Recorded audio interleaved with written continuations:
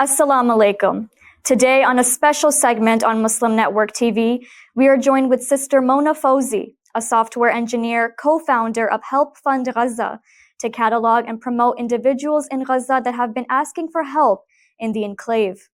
She runs a tech agency and gravitated to a website that she could promote, advertise, and build features for Palestinians in Gaza. Sister Mona, thank you so much for joining us today. Thank you. So please tell us a little bit about yourself and your initiative. So I have a background in engineering. I've been in the tech space for over 2 decades. Recently, over the last 5 years, I started my own agency after having worked in big corp for a long time. When I started speaking about Gaza, it was about 3 weeks after October 7th, and I hadn't ever spoken out before. I hadn't really gotten involved. I didn't know anything about it, and soon after I started speaking out, Palestinians would start to reach out. And at first I was, donating and getting involved with individual families. But shortly after the Rafah incursion, it became kind of feasible for me as an individual just to manage all of the requests. I was getting messages on LinkedIn. I was getting messages on Instagram. And so I thought that the best way to help Palestinians, and at the time, I think we were dealing with a lot of suppression. I mean, we're still dealing with a lot of suppression today. They would message me and then their accounts would disappear. They would, I would see them commenting about their campaign, please help, and those comments would disappear. And so I thought that the best way for me to use my skills would be to catalog them onto a website where I could promote their initiatives. I could collect them. I could kind of speak for them through a website that, I was able to advertise around. And, so slowly and surely, it started with like 20 families I was adding. And then over time, I added, we combined efforts with other initiatives. So there's people that were doing the same thing. They were getting messages, and they were collecting those campaigns in like a list. Like, for example, Josh Paul was one.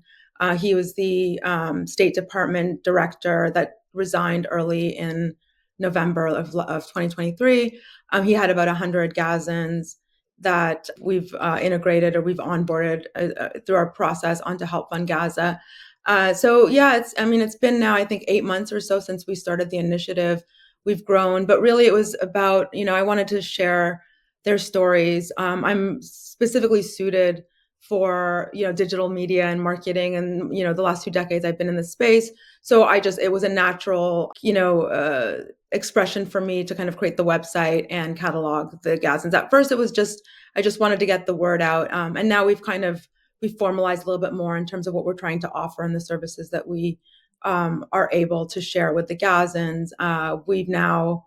We have a Slack community, for example, and so I think this is the core to what we do is the Slack community. Everyone is there. We talk every day. We share information, we strategize, and things like that.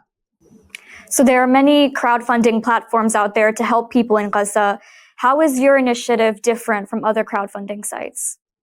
Yeah, so I wouldn't really consider our initiative a crowdfunding site. I think we're technically suited to create kind of features and resources for the Gazans. For example, we help them. A lot of them get restricted on their social media accounts, whether it's LinkedIn or Instagram. So we have tools that will help them recover their accounts. We're also working on features on the website that will help them better promote themselves. And so I think ultimately, we're moving kind of beyond donations. We want to be a platform that provides individuals. So, I think we service Gazans directly. We want to be a platform that gives them the tools to connect to donors and create kind of long-term relationships with donors, especially now that we're going into this next phase of rebuild. Like, this isn't about kind of short-term needs. These are long-term needs. So we want to create a tool suite for individual Gazans to be able to better promote themselves, to be able to better access, the resources and the funding that's out there through effectively Help Fund Gaza and all of the features that we release, on a regular basis. And can you walk us through your process of identifying and vetting families that are in need of financial support? Yeah, I mean, right now we we just get a lot of incoming requests. So it's not like I need to go far in terms of identifying families. There's I think there's more out there than we've even identified today. It's the process is it varies depending on where the sources of the campaigns are coming from. When we consolidate with other groups, like for example, we consolidated with Gaza Horizons recently. Arbenita is the founder of that, and she has 40 or so families, and she has onboarded and validated every single one of those families. And so regardless of, I guess, where the source is, we do have discrete steps for every single family that is onboarded. So before we promote them on the website or get them added to the website, they join us in Slack. We do a meet and greet. There's a form that they fill out. I think one of the things that I personally really want to identify is like who are their campaign managers. Learned a lot about GoFundMe in that process and all of this. And Palestinians don't have the ability to set up direct to be the beneficiaries of the GoFundMe's directly. Like there's a block, I've emailed GoFundMe about this a few times, but they don't allow Bank of Palestine accounts to be integrated. So they all go through kind of a middle person. A lot of the times, and 9 times out of 10, these are very trusted family members, somebody in the West that they know. And so we want to make sure that that's the case. I know GoFundMe does a lot of validation around that as well. So a lot of our questions are around, where are they? Not exact locations or anything, but they're in Gaza, or who are their campaign managers? How do they meet? We ask how many campaigns do they have and things like that. So we get to know them through the form. And then once they're onboarded, I speak to every single family. And then we have a process. We create a few pieces of content for them so that we can add them to the website, and also they can use that to go promote themselves. We create what we call the poster, the poster video. Those are used both on the website, but then we also coach them as well to share and promote daily on social media. One of our goals is to bring in, donations and funding for the individual Gazan families and their campaigns, but also to really put ourselves out there. My dream, I always say I want to see Gazans posting all over social media. I want to see their stories. I want to see them connecting with people. And so we help them and give them the tools and the content. Really, like I proofread their posts. We have a team that creates content, and sometimes I'll reach out and be like, "What should I post today?" And I'm loving it. I think it's amazing to be on LinkedIn and seeing the increase in the presence of Gazans who are speaking about their circumstances, both positively and negatively.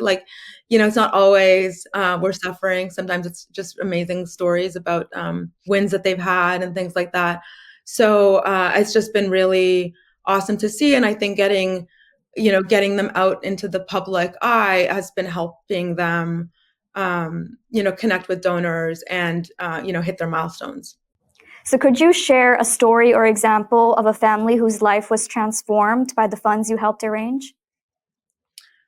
Yeah, thankfully I have several. I think I'll just go with one this morning. I have this person is specifically young. He's 23. His name is Mohammed. He wants to be a doctor. His education was cut short. He's like in second or third year of university. His university is now destroyed. He wants to be a doctor. And when he reached out, he was just very at a loss, very depressed, very just not happy, not having it. And he also has a 2-year-old cousin. And so I have been able to coach him, myself and the rest of the team as well. But me and him specifically have a really sweet relationship. And just the other day I had helped, we did a small campaign for him. He needed milk and diapers and a couple things for his nephew. And so what I love about the Gazans is even despite his own circumstances, so, he wants to be a doctor, his livelihood, his whole, all of his plans have been completely smashed and destroyed. But he's thinking about his community, he's thinking about his nephew. He's constantly, when he gets to a place where he reaches out, it's always about Nabil, which is his little nephew.